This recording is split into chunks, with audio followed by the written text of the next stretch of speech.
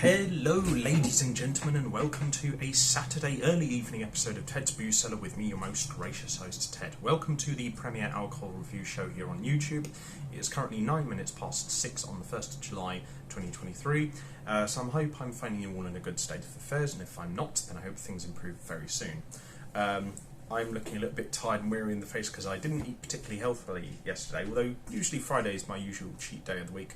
I just ate too much cheese, really, but you've got to live a little bit at the end of the day, even if you feel a little bit sluggish afterwards. But today we're going to be taking a look at something that we haven't looked at in a while, which is wine. Now, we've reviewed obviously a few red wines on here in the past, but we've never really sort of delved that much into white wines from what I remember. And particularly, like, one region I've never really looked at the wine of before is Portugal. Obviously the sort of relationship culturally and sort of like politically between England and Portugal is quite strong. We have the longest ongoing military alliance of any two nations in the world that is still currently in operation. So, I think it's a bit of a shame maybe that I haven't reviewed more stuff from Portugal really. But today we're going to be taking a look at an interesting little Vinho Verde number called Chin Chin. And this is a 11.5% alcohol volume, 2020 vintage white wine from the Vinho Verde region of Portugal. And it says on the Seven Cellars store where I got this from, it's got a grape variety of Loureiro and Arinto, and it's the brand name is Quinto do Ermizio. Quinto do Ermizio. Jesus Christ.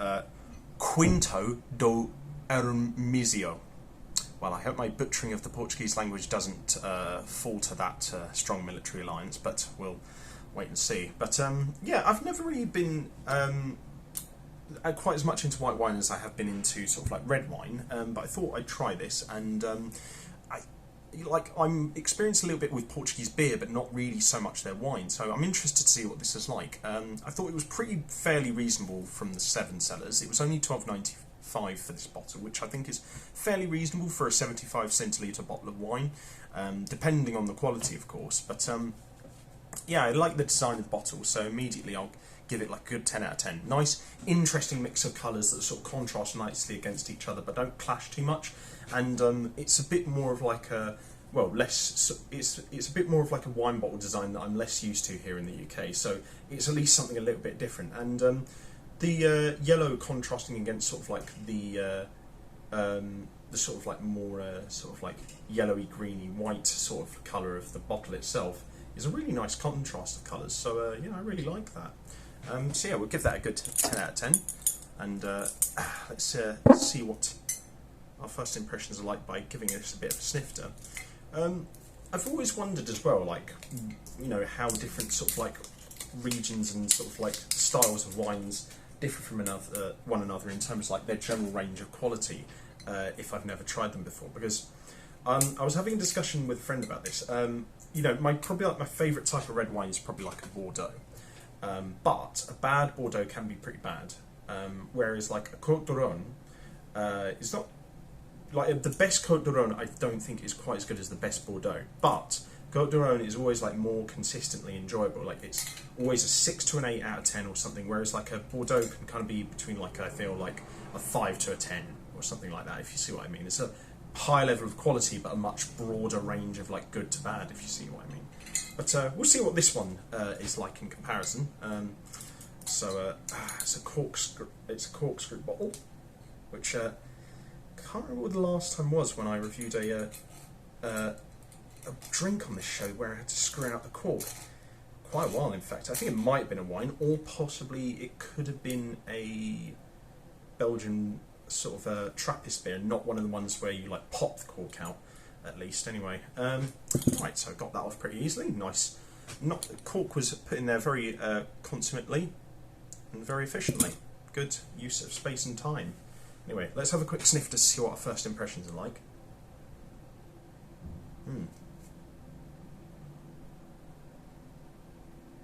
Yeah, it smells like nice sort of like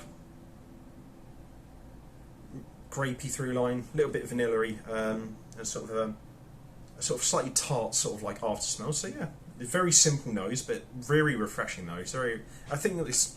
I was saying this. I was talking to a few people about this over the last couple of weeks. That sometimes simplicity is like the real spice of life with food. You know, it's obviously, you know, you do need spice in mixing it up a lot in food and drink, but I think sometimes simplicity is preferable, really. So, let's see. It's a good colour there. It's almost like it's got. When I poured it out, it almost looks like it had kind of like the consistency of syrup, like a sort of light, sort of simple syrup or something. So let's have a quick sniffer of it in the glass. Ooh. There's a slight bit more of an aspect of tartness when you pour it out into the glass, actually. So yeah, you've still got that grapey through line,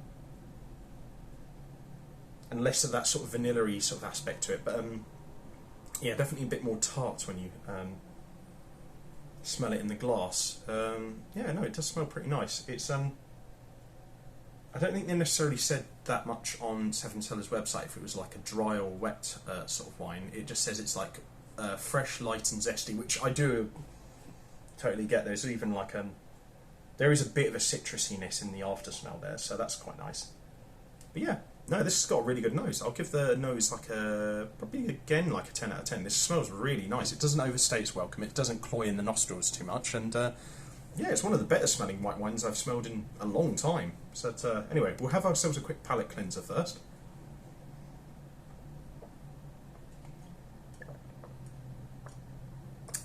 And then on to the most important part of the video, which is to see what this sucker tastes like. So, to everyone at home, I hope you have a great rest of the weekend ahead. I hope your week next week is even better. And I hope the future is full of prospects and good health. Until then, bottoms up.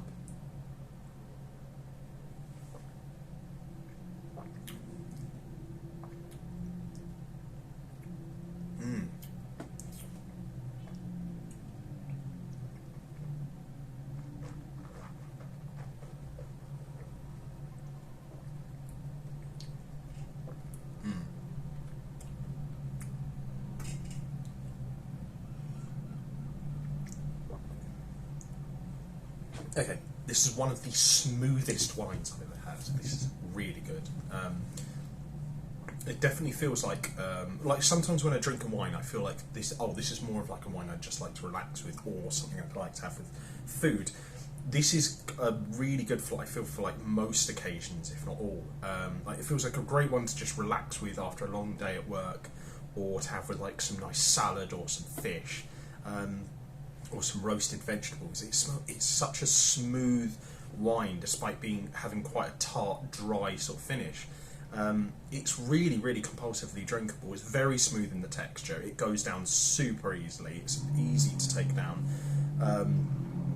Yeah, I sort of like initially when I'm drinking it in, I'm sort of getting like this sort of refreshing, vibrant, sort of like grapey flavour with this citrusy aftertaste. Not citrus rind, just sort of citrusy, juicy aftertaste. And then the texture itself is like quite moist throughout, but then it's got this slightly dry finish. So it's very simple, but it's really refreshing and light. And like they said, it's zesty and light and crisp and refreshing, like they said on the Seven Cellars website. I think I would probably say if there's something to accompany this with, I'd probably say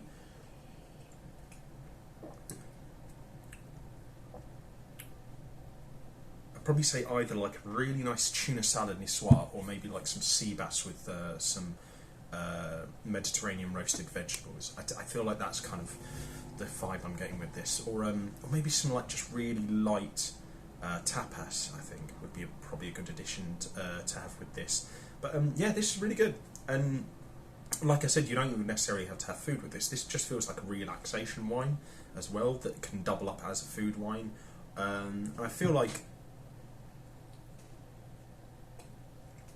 its flavour is like full enough, but like not overpowering enough that you could also use it in some cooking as well. I feel like you could make this into a really nice creme fraiche and like mixed greens pasta, or like maybe some like blue cheese sauce putting on some salmon or something like that. I feel like this would go really well in cooking some of those kind of things. But yeah, this is one of the most versatile wines I've had in a long, long time. It's just really refreshing, and it's light. It's not. It's I don't know. Yeah, it's hard to put a sort of pin on it. But then again, it's sometimes good to have just a drink that can meet a load of different expectations rather than just being for one singular purpose. So I guess that's not necessarily a bad thing. Oh, man, yeah, that's one of the better white wines I've had in a while, actually. So, sort of like the texture at the end is a little bit tart. Like once you've drunk a few sort of sips down, it can get a bit overpowering on the back of your tongue. And I sort of wish there was a slight bit more of like that citrusiness and sort of maybe a bit more of that vanilla sort of like aspect that I sort of smelled in the initial nose. That might have just been me, but I wish there was like a tiny little bit more of an aspect to sort of balance out the tartness and the citrusy flavours. That being said, this is still one of the best white wines I've ever had, so I'll gladly give this an 8.75 out of 10. This is really good stuff, and it's well worth the price on Seven Cellars website. So if you really fancy this, go into one of their stores or order it from them online, or even go and visit the online store of Quinto do Ermizio. I don't know if they do have an online store. I'll try and find if they do have one. But yeah, definitely give this a shot. This is really well worth the price of admission. But yeah, I'm glad I reviewed a wine for the first time in a while. It feels like good wine weather at the moment anyway, at least for cold white or rosé, I think. But yeah, give this a shot. Let me know what you guys think in the comment section below, and if you enjoyed this video, leave a like, share and subscribe. If you have any suggestions for future episodes of Ted's Booze Cellar, let me know in the comment section down below, as well as any suggestions for future episodes. And if you want to check out any of my other online doings, I'll leave the links to my social medias in the video description down below. But if you guys enjoyed this video, regardless of whether or not you agreed or disagreed with me in this video, I hope you've had a good time. And until next time, have fun, stay safe, don't do anything I wouldn't do, wash your hands, drink responsibly, know your limits, and I'll see you guys at the bar next time on Ted's Booze Cellar. Bye bye for now.